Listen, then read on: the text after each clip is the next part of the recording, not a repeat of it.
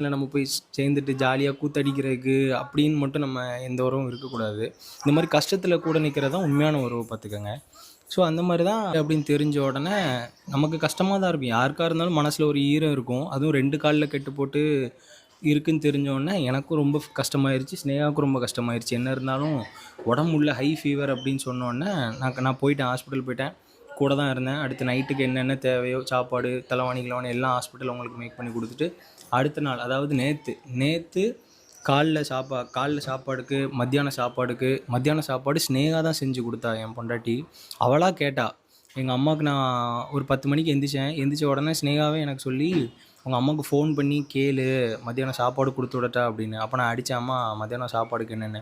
அவங்க அடிக்கடி உன்னை அலைய வைக்க வேண்டாம் தான் பிறகு நான் உன்ட்ட நான் கேட்கல, நீனா கால் பண்ணி கேட்டுட்ட அப்படின்னு. ஆமாம்மா ஸ்னேகா தான் கேட்க சொன்னான்ட்டு பருப்பு சாதம் வச்சு, அதுக்கப்புறம் கூட்டுக்கு வெண்டைக்காய் கூட்டு வச்சு கொடுத்துட்டா. நான் போய் ஹாஸ்பிட்டல் போய் இருந்து அவங்க மத்தியானம் சாப்பிட்டு 2 நாள் நான் ஹாஸ்பிட்டலில் பார்த்துட்டு தான் வந்தேன். இதை நான் மீடியாவில் போடணும்னு எனக்கு தோணலை. எதுக்கு இதை போட்டுட்டு நம்ம செய்ய